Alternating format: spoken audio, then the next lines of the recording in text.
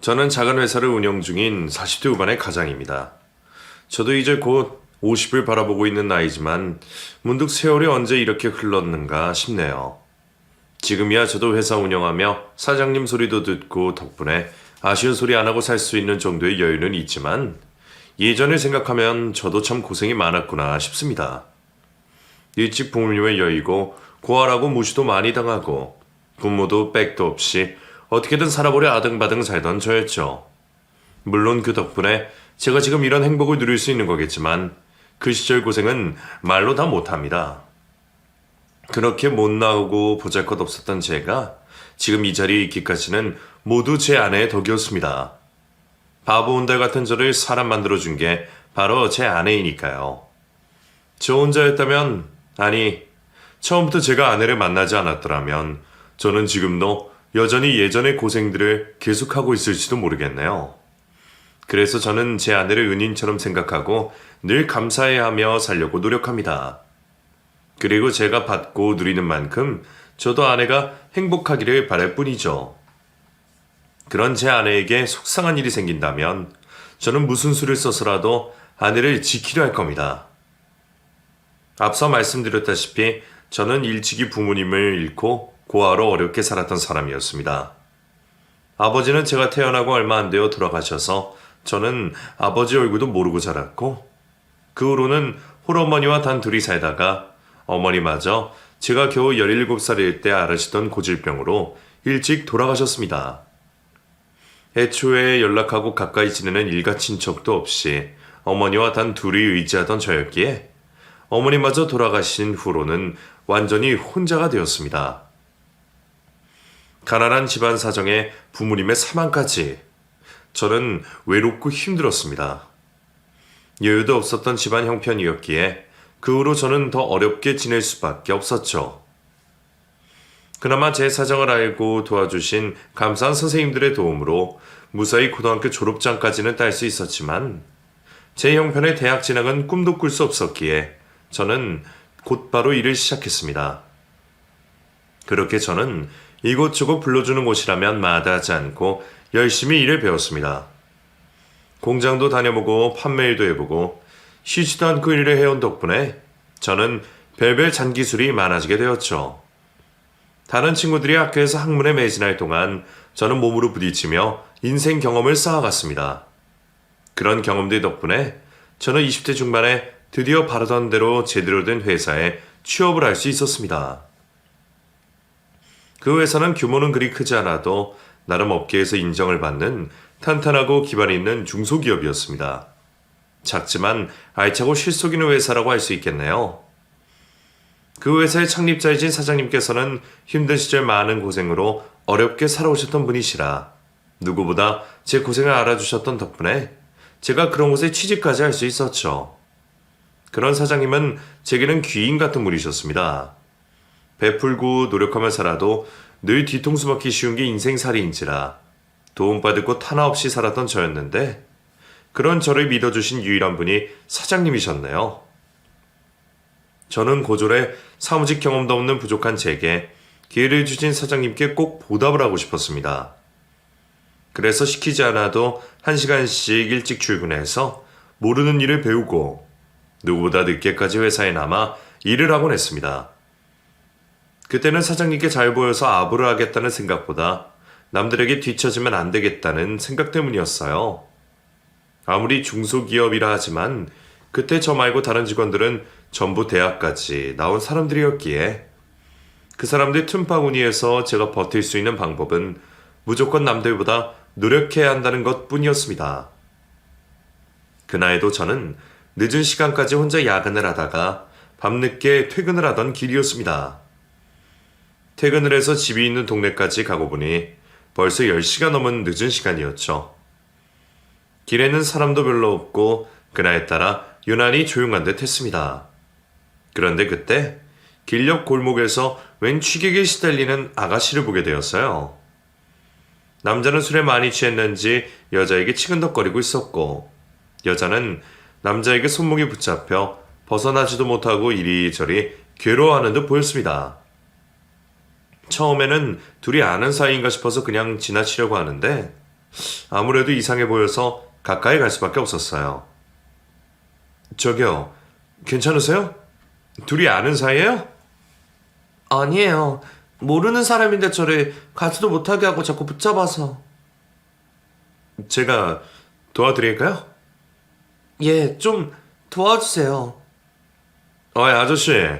그 손 놓고 그냥 갈 길 가세요. 여기 이분이 싫으시다잖아요. 너는 뭐야? 네가 뭔데 끼어들어? 너, 이 여자 애인이라도 돼? 이 아가씨, 오늘 나랑 놀기로 했는데. 아이, 내가 쏜다니까. 얼른 가자니까 그래. 싫어요. 제발 놔주세요. 무서워서 말도 못하고 울먹이는 그 아가씨를 본 저는 인사불성인 취객을 힘으로 떼어놓으며 그 아가씨를 구해주게 되었습니다. 그리고 무서워하는 그 아가씨를 제가 직접 택시까지 잡아 태워보내며 저도 집으로 돌아가게 되었죠. 그 아가씨는 고맙다며 사례라도 하겠다고 제 번호를 받아갔지만 솔직히 저는 연락이 돌아올 거라 생각하지 않았습니다. 그런 상황을 목격했다면 저 말고 누구라도 그랬을 텐데 그런 당연한 일로 무슨 사례까지 왔나 싶어서 말이죠.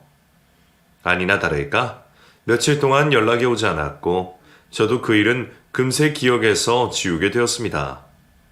그리고 저는 또다시 매일 일에 전념하며 바쁜 일상을 보내고 있었죠. 그런데 보름 정도 지난 어느 날 잊고 있던 그녀에게 전화가 걸려왔더군요. 여보세요? 혹시 저 기억하시나요? 저번에 저를 도와주셨잖아요. 그래서 제가 꼭 살해하겠다고 했는데. 아, 예, 기억납니다. 연락이 없어서 잊고 있었는데 정말 연락 주셨네요. 늦어서 죄송해요. 제가 번호 적어둔 노트를 잃어버리는 바람에 번호를 다시 기억해내느라 힘들었어요. 알고 보니 그 아가씨가 제가 적어준 번호를 잃어버렸다네요. 그때는 사람 찾기 쉬운 세상이 아니었던 탓에 그나마 몇 글자 기억나는 번호를 떠올리며 제 연락처를 찾겠다고 여러 곳에 전화를 했었답니다. 보름 동안 매일 여기저기 전화를 하며 저를 찾아다니다가 이제야 겨우 연락이 닿았던 거죠. 사실 저도 사례 같은 건 필요 없다고 말했으면서 마음은 그렇지 않았던 모양입니다. 남을 도와줘도 돌아온 건 없구나 싶어서 꽤 마음이 쓰렸는데 그런 사연을 듣고 나니 괜히 감동스럽기까지 하더군요.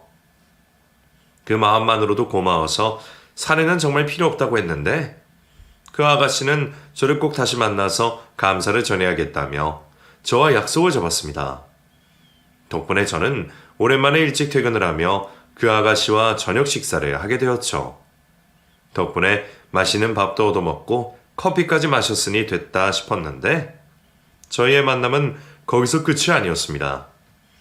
이런저런 핑계로 서로 약속을 한 번씩 더 잡으면서 만나다 보니 저희가 어느새 서로 마음이 있다는 걸 알 수밖에 없더라고요. 사실 저는 진작부터 미연이에게 마음이 있었지만 저는 쉽게 마음을 고백을 할 수 없었습니다. 저도 회사 생활하면서 전부 다 인생이 많이 피었다 생각했지만 미연이는 대학에서 공부를 하고 있는 대학생이었거든요. 대학생이 나같이 별 볼 일 없는 사람을 좋아해 주기나 할까 싶어서 저는 당연히 차일 거란 생각에 고백도 못하고 마음 졸이고 있었죠. 하지만 저 혼자만의 마음은 아니었던 건지 미연이가 먼저 제게 마음을 보였고 그렇게 저희는 연인이 되었습니다. 제대로 하는 연애가 처음이었던 탓에 저는 수줍기도 하고 서투른 부분이 참 많았습니다.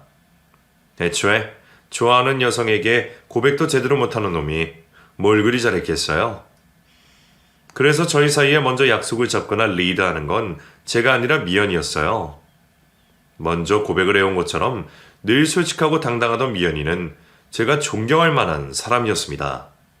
그때 제가 제일 존경하던 사람이 저희 사장님이었고 그 두 번째가 미연이었네요. 저보다는 어리지만 훨씬 어른스럽고 깊이 있는 사람이었기 때문에 저는 그런 미연이를 놓치고 싶지 않았습니다. 아직 만난 지 반년밖에 되지 않아 결혼은 이르지만 제가 만약 결혼을 한다면 꼭 미연이어야겠다 생각했죠. 그렇게 제가 섣불리 결혼까지 생각하며 진지한 만남을 이어가던 어느 날, 저는 뜻밖의 장소에서 미연이를 마주하게 되었습니다. 어느 날 사장님 따님이 회사에 찾아오셨다며 사장님이 직원들께 인사를 시켜주시는데 그 자리에 미연이가 있더라고요. 전혀 예상하지 못했던 상황에 마주하게 된 서희는 서로를 보며 너무나 놀랄 수밖에 없었습니다. 미연이가 사장님 따님이었다는 걸 여태 몰랐던 저는 심장이 덜컥 떨어지는 기분이었죠. 어떻게 이런 우연이 있을 수 있는 건지. 이럴 줄 알았으면 만나는 동안 호구조사를 자세히 할 걸 그랬나 봅니다. 서로에게 너무 빠져서 다른 것은 알아볼 겨를도 없던 탓에 미연이는 제가 회사원인 줄만 알았고 저는 미연이가 평범한 줄만 알았습니다. 어차피 저야 고아로 자랐으니 집안 사정이야 물을 것도 없었고 저도 괜히 미리 알아봤자 걱정만 더 할 거라는 생각에 미연이의 집안 사정을 캐묻지 않았거든요. 한창 바라만 보고 있어도 좋을 시기였기에 서로의 배경이나 상황은 그리 중요하지 않았으니까요. 그런데 미연이가 사장님의 따님이라니 그건 제게는 청천벽력 같은 소식일 수밖에 없었습니다. 하지만 사실을 알았다고 해서 이제 와서 헤어질 수는 없었습니다. 고백도 여자에게 떠넘겼던 모자란 놈이 제 형편을 비관하여 먼저 헤어지자고 한다는 건 더없이 비겁한 일이라 생각했어요. 그래서 저는 미연이만 괜찮다면 끝까지 가보기로 했습니다. 미연이 역시 그런 일로는 저와 헤어질 생각이 없었고 그래서 저희는 당분간 집안에는 비밀로 하기로 하며 계속 만남을 이어가게 되었습니다. 언젠가 찾아뵙고 사실을 알려야 한다 생각했지만 매를 늦게 맞고 싶은 마음에 차일피일 때를 미루게 되었죠. 하지만 결혼까지 약속을 하게 되며 더 미룰 수가 없었습니다. 오빠, 이제는 부모님께 말씀드리자. 들어보니까 아빠도 오빠를 많이 믿고 아끼시는 것 같던데 그렇게 반대하진 않으실 거야. 처음엔 놀라셔도 결국 허락해 주시겠지. 그러니까 우리 더 미루지 말고 이제 결혼하자. 두려운 마음은 태산 같았지만 그런 마음을 내비쳐서 미연이를 실망시키고 싶지 않았습니다. 결국 저는 때리시면 때리신 대로 욕하시면 욕하신 대로 버티겠다고 마음을 굳게 먹고 미연이네 집으로 인사를 드리러 찾아갔습니다. 그리고 그 자리에서 저를 만나신 사장님께서는 전에 없이 환한 모습으로 저를 대하셨죠. 자네, 여태 나를 속인 건가? 감히 내 뒤에서 나를 속이고 내 딸을 만나고 있었어? 죄송합니다, 사장님. 하지만 저 미연이 정말 사랑하고 놓치고 싶지 않습니다. 제가 잘할 테니 저 한 번만 더 믿어주십시오. 내가 자네를 믿어줬더니 이렇게 내 뒤통수를 치는데 나더러 또 자네를 믿으라고? 자네라면 믿을 수 있겠나? 자네가 내 딸이 탐이 나는 건지 내 회사가 탐이 나는 건지 내가 어떻게 알겠어? 그런 거 아니에요, 아빠. 성규 씨는 내가 아빠 딸인 것도 한참 뒤에 알았어. 내가 먼저 만나자고 했었어. 우리 만나는 게 잘못이면 나를 혼내세요. 미연이가 옆에서 제 편을 들어주었지만 그럴수록 사장님은 더욱 화만 내실 뿐이었습니다. 저도 험한 말을 예상하긴 했지만 생각보다 더한 반응에 의기소침할 수밖에 없었죠. 평소 학벌로 직원들을 비교하지 않으시고 편견이 없으신 분이시기에 어쩌면 저희 사이를 흔쾌히 허락하실지도 모른다 생각했습니다. 하지만 역시나 사장님과 딸 가지는 아버지의 마음은 전혀 다른 결이었던 모양입니다. 사장님께서는 노발대발하시며 저희의 결혼을 반대하셨고 저희는 집안의 반대에 부딪혀 결혼의 난항을 겪을 수밖에 없었습니다. 하지만 서로 끝까지 포기하지 않기로 했죠. 그래도 사장님이 그 일로 저를 회사에서 자르진 않으셨기에 저는 어떻게든 사장님께 진심을 보이려 노력했습니다. 제가 회사나 돈 욕심 때문에 미연이를 만난 게 아니라는 것을 몸소 보여드려야겠다 싶었거든요. 그렇게 제가 나름대로 노력을 하고 미연이가 열심히 부모님을 설득한 끝에 저희는 겨우 결혼을 허락받을 수 있게 되었습니다. 하지만 장인어른은 저를 두고 보시겠다고 작정을 하시는 건지 저희 결혼에 일절 도움을 주지는 않으셨어요. 하지만 저희는 전혀 개의치 않았고 제가 모은 돈을 탈탈 털어 18평 주공 아파트에서 신혼을 시작하게 되었습니다. 돈 벌어서 결혼하고 싶다던 제가 한 푼 한 푼 아끼면서 모은 돈으로 결국 결혼을 하게 되었네요.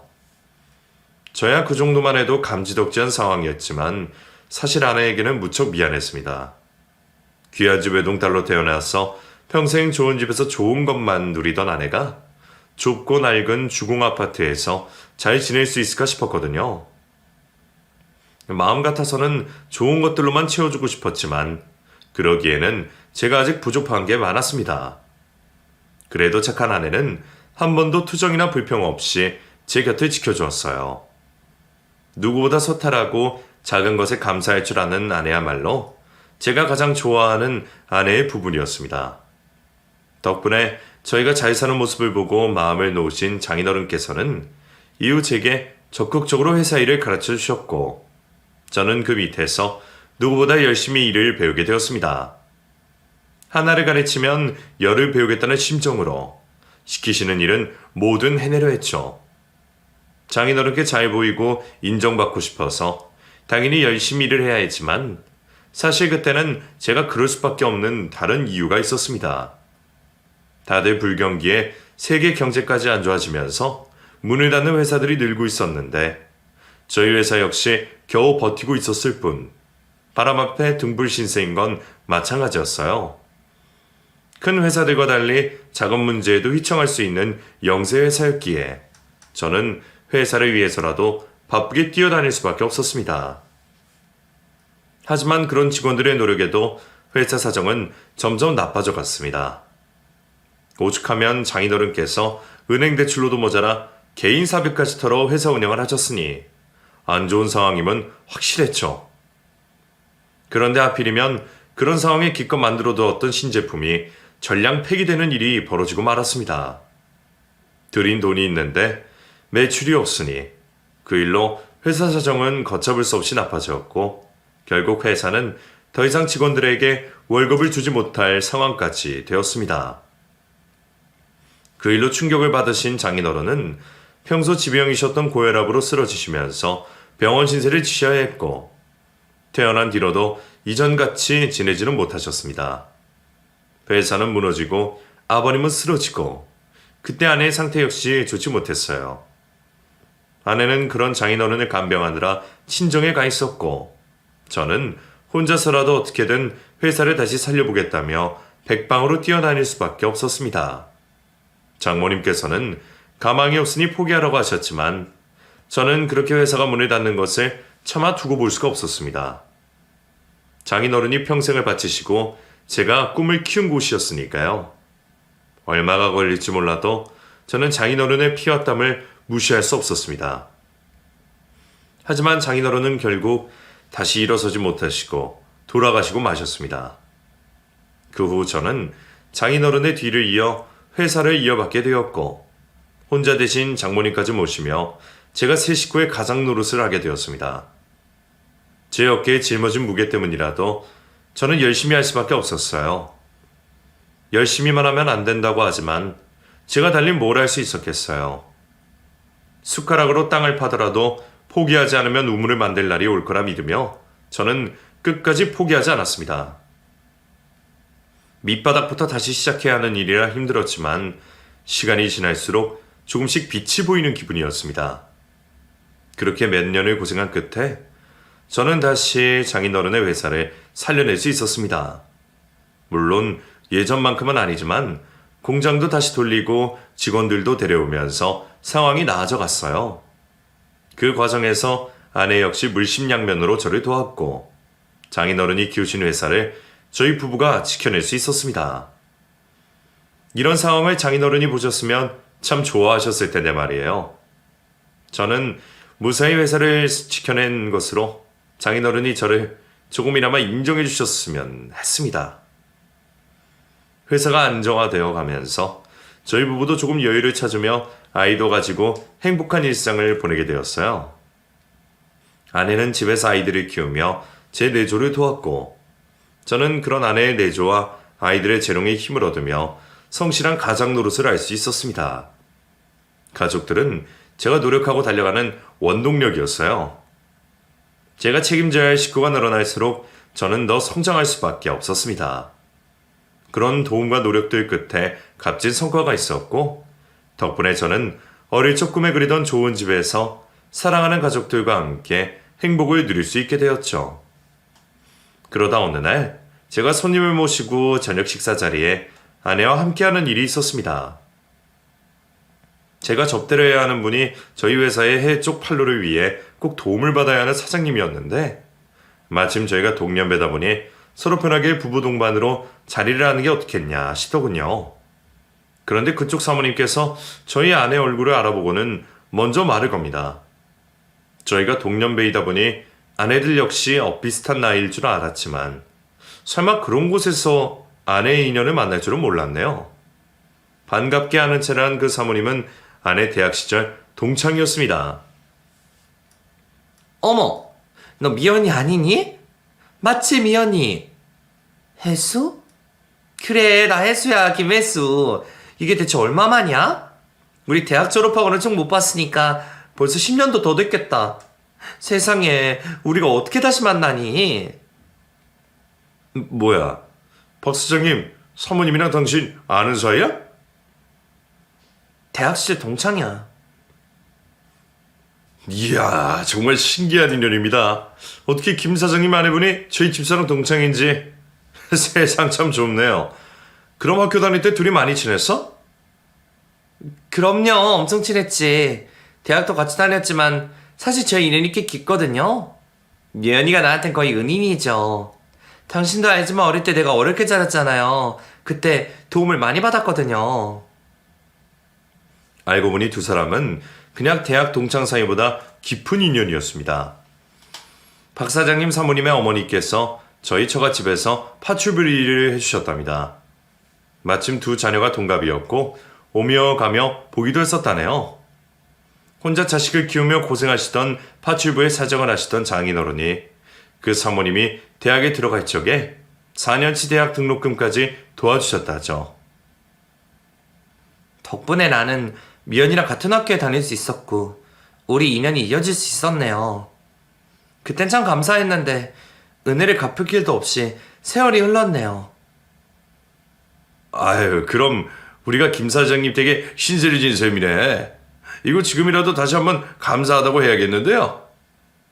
그래야죠. 나는 그 마음 한 번도 잊어본 적 없는걸? 그러니 이제는 당신 미연이네 좀 많이 도와주세요.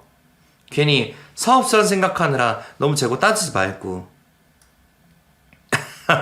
제가 또 이 사람 말이라면 꼼짝을 못하거든요. 이거 오늘 계약서에 도장 찍어야겠는데요. 그래 주시면 저희야 감사하죠.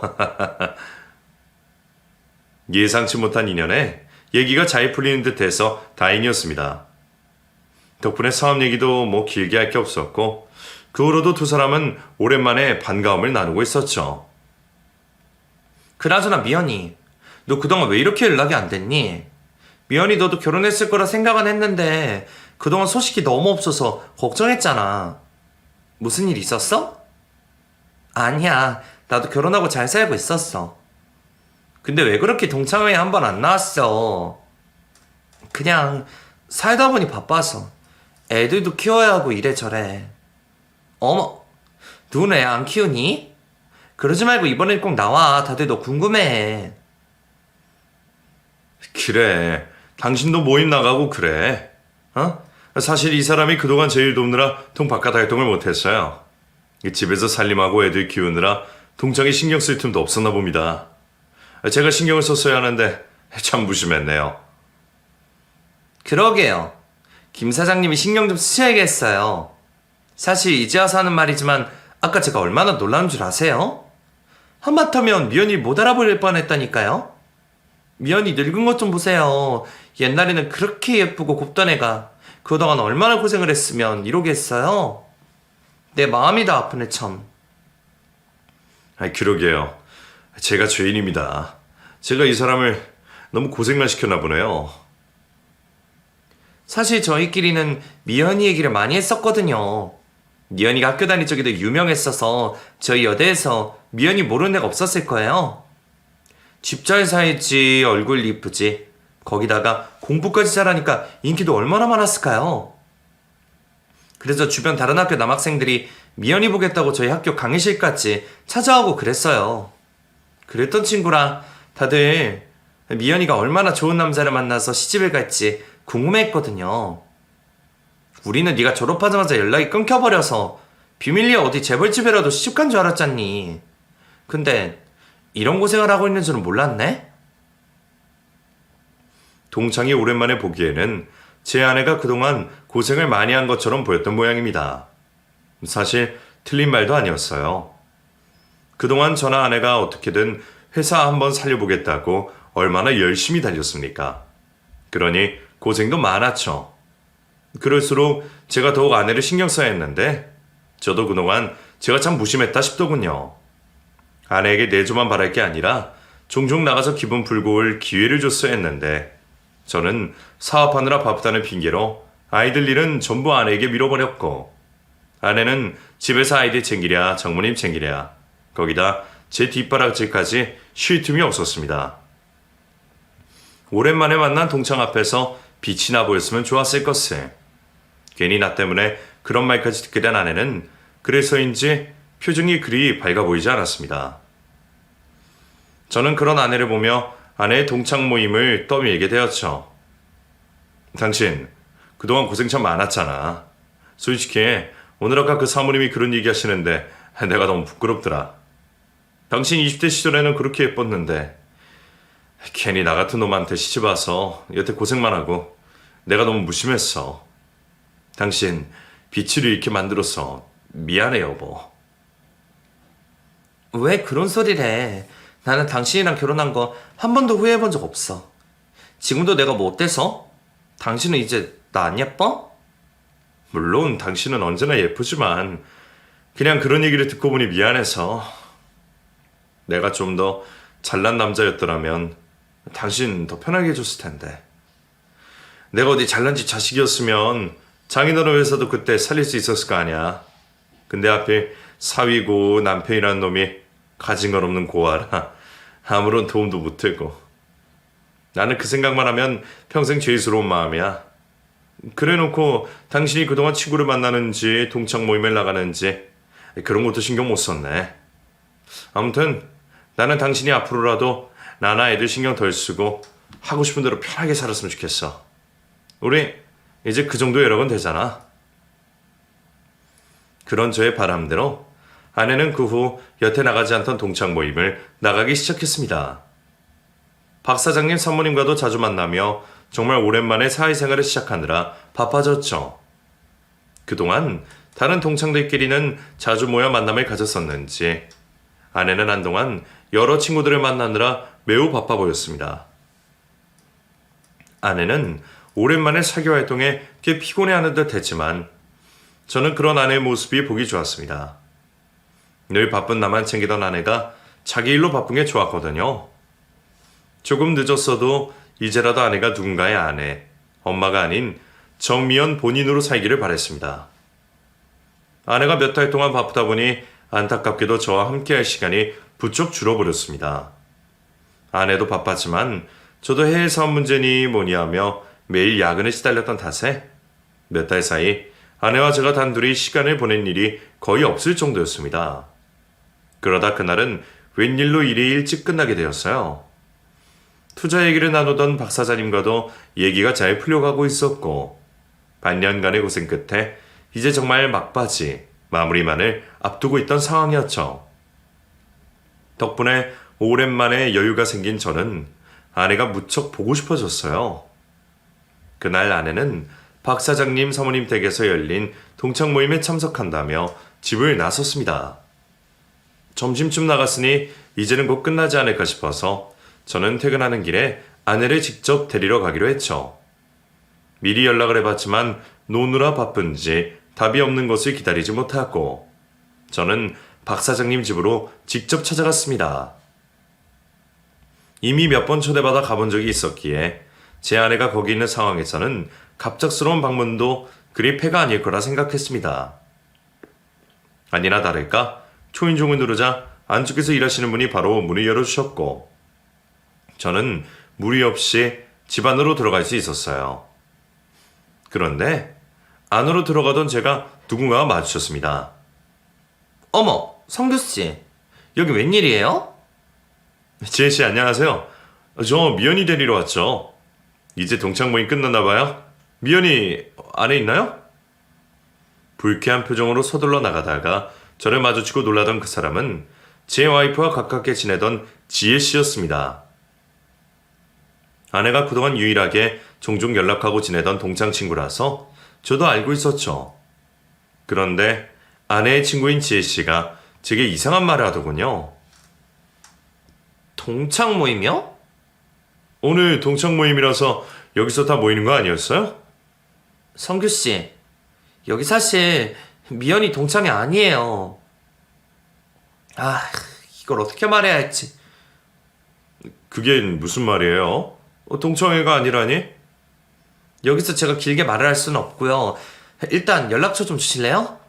그리고 지금 여기서 빨리 나가세요. 예? 왜요? 지금은 묻지 마시고 빨리요. 저더러 다짜고짜 여기를 나가라는 말에 의문이 들었지만 재촉하는 얘기에 놀란 저는 지혜씨가 시키는 대로 할 수밖에 없었습니다. 그때 안에서 사람들이 나오는 소리가 들렸고 저는 급히 명함 한 장을 건네주고 지혜씨와 헤어졌습니다. 그리고 주차해둔 차로 돌아가 아내가 나오는 걸 기다렸습니다. 그리고 저는 제일 마지막에 힘없는 모습으로 걸어 나오는 제 아내의 모습을 보게 되었죠. 이게 대체 무슨 상황인지 알 길이 없었던 저는 지혜씨가 시킨 대로 그날은 아내와 같이 집에 가지 않았습니다. 그리고 집에서 다시 만난 아내는 제가 아까 박 사장님의 댁에 갔다 왔던 것을 전혀 모른 채로 아까 전에 피곤하고 어두운 표정과는 달리 평소처럼 밝고 환한 모습으로 저를 반겨주었습니다. 그리고 풀리지 않는 의문을 품은 채로 전전긍긍하던 저는 며칠 뒤 지혜씨에게서 황당한 얘기를 듣게 되었죠. 이걸 제가 알리는 게 맞는지 지금도 고민스러운데 그렇다고 말을 안 하자니 또 죄를 지는 것 같아서요.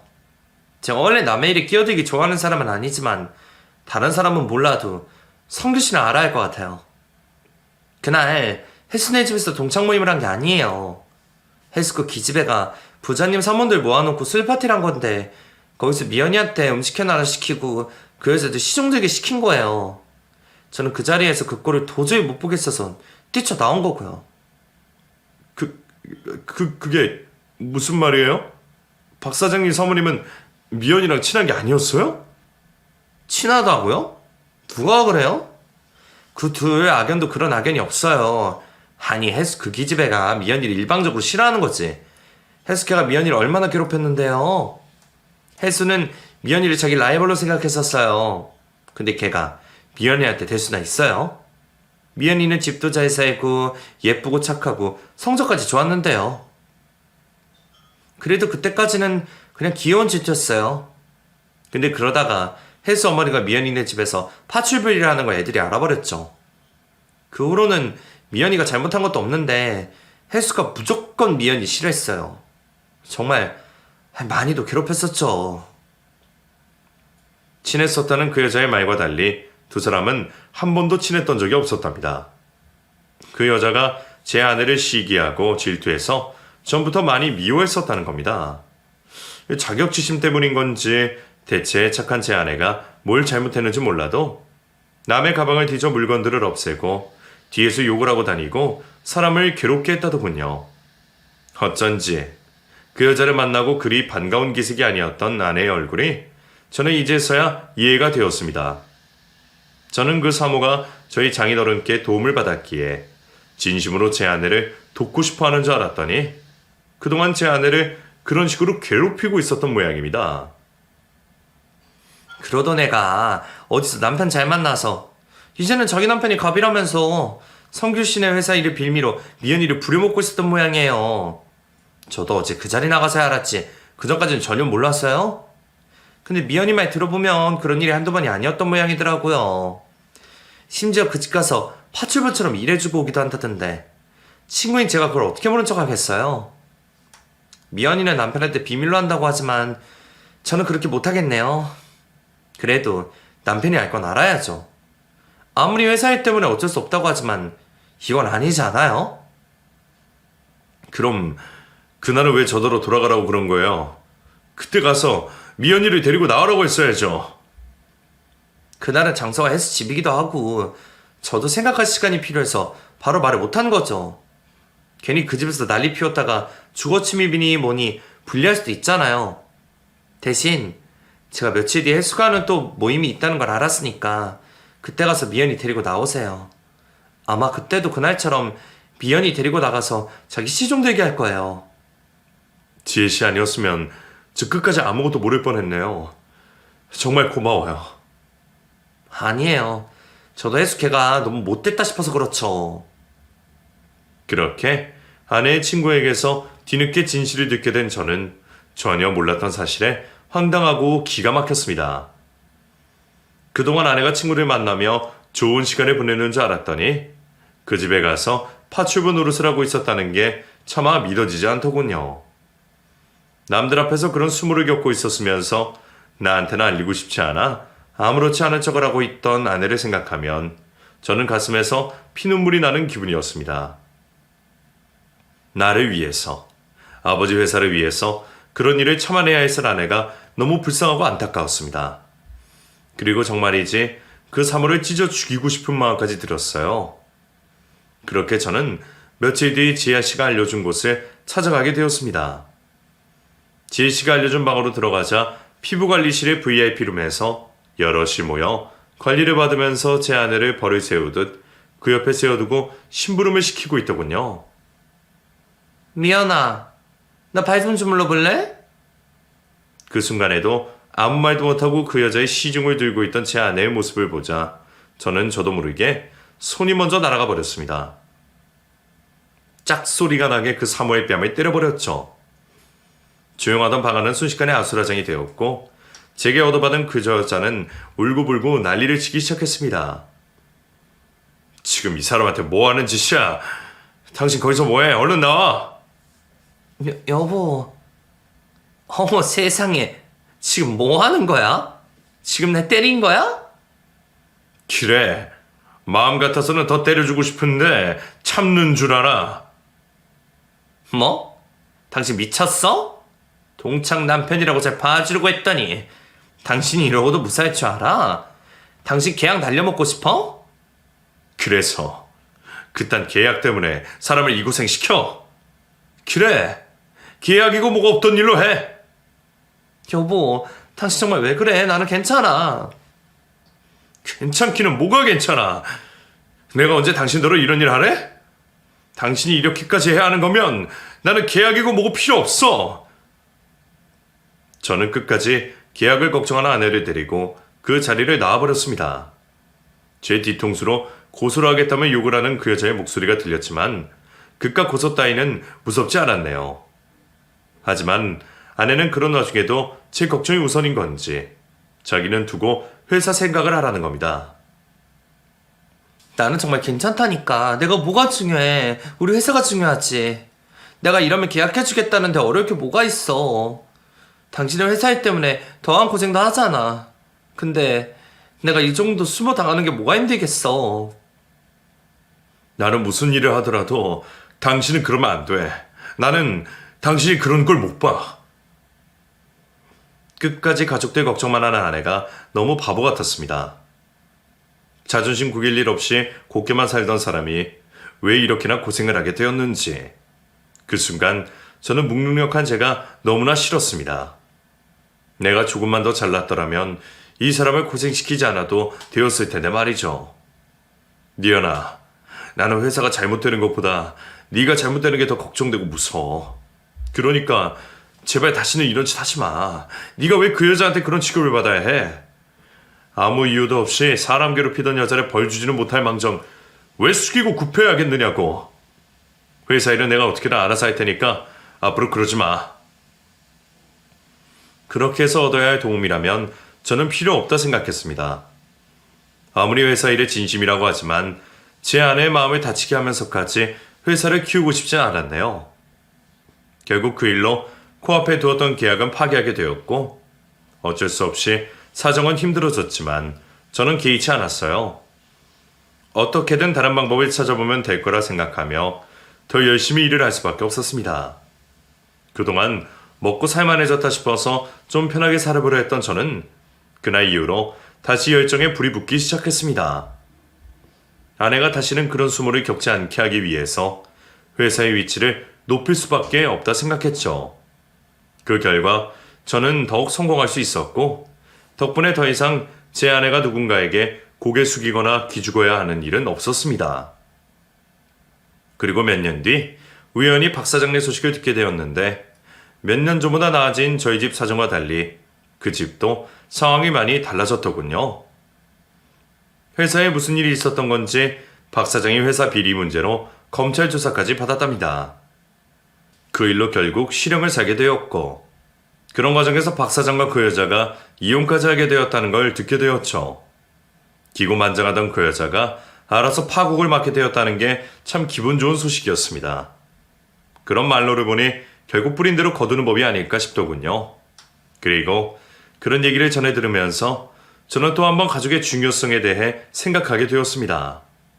그 일이 있고 저희 가족은 서로를 더욱 의지하며 살아가게 되었고 덕분에 돈독해지고 더 행복해질 수 있었다고 생각합니다. 그럼 여러분들도 다른 무엇보다 가족을 아끼시기를 바라며 제 이야기를 여기서 마치도록 하겠습니다. 감사합니다.